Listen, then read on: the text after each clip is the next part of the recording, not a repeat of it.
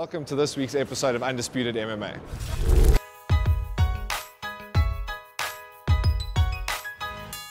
Welcome to this week's athlete feature. I'm being joined by Mark Hulme. Mark, thanks for joining us. It's a pleasure. What's up, bud? So just for those that don't know much about you in your career, just give us, how it started, how you got into MMA, kind of, how that development happened for you. So, growing up, always in trouble. Father eventually had enough of me, so he was he wanted to send me to a boarding school in Brits, and someone recommended, no, send him to this MMA gym, stingy little MMA gym. And he's like, okay, let me try that. He sent me there. I went for one session. I came back. I was like, I'm going to be a professional fighter. That's what I'm going to do. And everyone's like, no, hold your horses, chill out. It's a lot of work. I'm like, no, that's what I want to do. Stuff school. I don't want to go to school. I want to train. I want to fight. So that's basically how everything started for me. And then how did that progression happen from the training to actually start becoming a fighter? The first time you stepped into a cage? Yeah, so I was 15. Quite a big boy, weighing 95, 96. Trained for about 3 months, 4 months, and then the coach said, okay, it's time, go fight.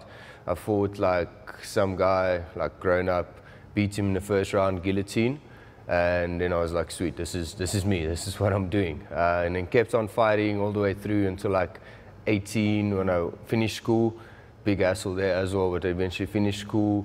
And Demart, I used to train with Demart at that gym. Demart came to fight with Militia, and he said, if you want to be professional, if you want to go somewhere in life with this sport, then you have to come here. Made the choice, came here at 18, slept in the gym for a few years, and eventually just worked myself up the ranks. And then somewhere down the line, went through a bit of trouble, and things were getting a bit hectic in my life, so took broke my knee, went through a whole lot of crap, got suspended for a fight that I finished illegally. And after that, took some time off, went back, had another fight, and then I was like, okay, so you want to go somewhere with MMA, you can't just be an average MMA fighter, you can't just be average at stand-up, you can't just be average at ground. You need to excel somewhere. So I took off 2 years, just focusing on my jiu-jitsu and my wrestling, and from there, now, basically the end of the 2-year sabbatical, and I got the fight at MMA, got the fight at M1, and went there, did my thing, implemented exactly what I wanted to do, and here we are now. And that time you took off, obviously there was a lot of changes, not just from a fighting point of view, but just from a personality point of view as well. A lot of personal growth in that time. No, tell us what happened in that journey for you. So basically, it starts out like any MMA fighter. You think you're the man, you're the breaker, you're the baddest oak around.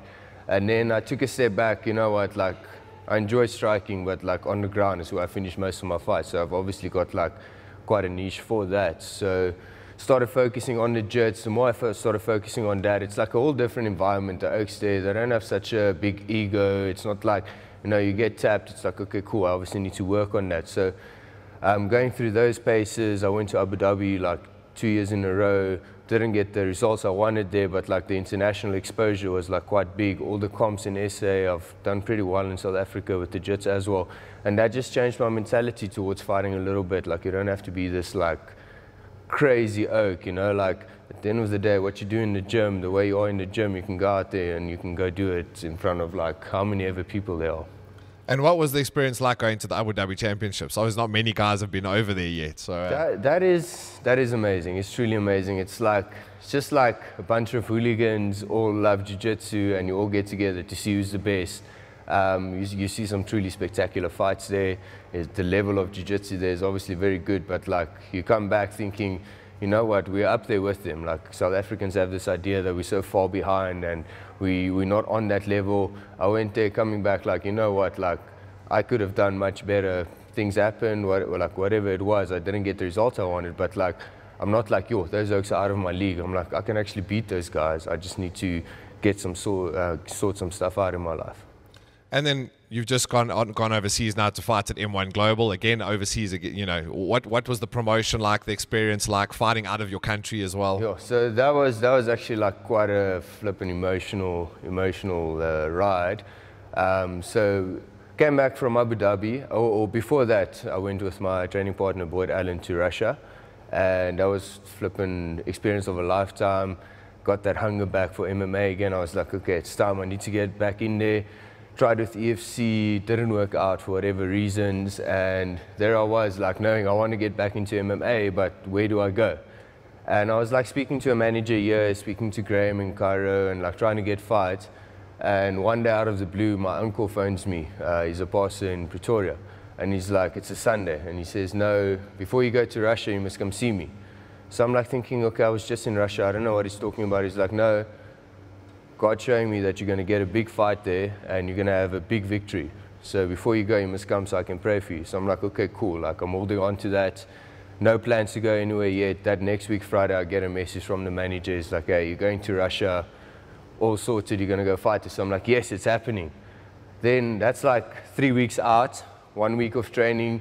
Then my body breaks down. Like my body is, yes, I don't know what's going on. My body's just broken. It's not flu because I don't have like phlegm, nothing, but like I'm broken. So I go through that week, not much training. Like I try, then it gets worse.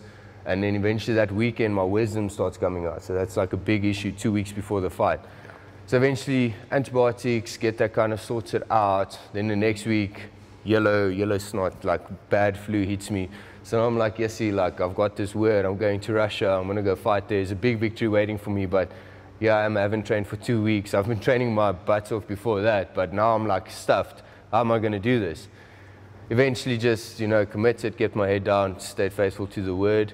I finished my antibiotics that Wednesday before weigh-ins. Thursday weighed in, Friday fought, and then obviously, I don't know if you saw the result, but it was quite spectacular, I think. And then just give us a bit of Mark outside the cage. What do you do to get some downtime? Where do you spend your time? What do you get up to? I'm quite a silly oak, like Rich and this one in the gym always tuning me. Like I jump off the roof into the pool. I go skateboarding. I took up harmonica lessons now recently. So like I just like to do like things out of the ordinary, things that you always say you want to do, but you never actually get to it. You can always come climb Kilimanjaro with us. I think I'll give that one a break. That's a bit too outside the box. And then obviously now you've said, you did well at M1 Global. I'm sure they're back on you to get back in the cage again. What's next for you? So I'm waiting for a contract from them, hopefully a multiple fight contract in Russia. So it will be exclusive to Russia, so it means I can go anywhere else if any other promotions are interested. I got an offer now for the 21st of July. I'm waiting to see who the opponent is again in Russia, so I'm quite excited for that. So we'll see if that pulls through. Well, there you have it. Thanks for joining us, Mark, and we look forward to seeing the rest of the journey. 100%. There you have it, guys. Get onto Mark's social media pages. Follow him. We'll definitely follow the journey as he goes. Lots to look forward to from this guy when he goes back to Russia. Great fights ahead. Let's see what happens.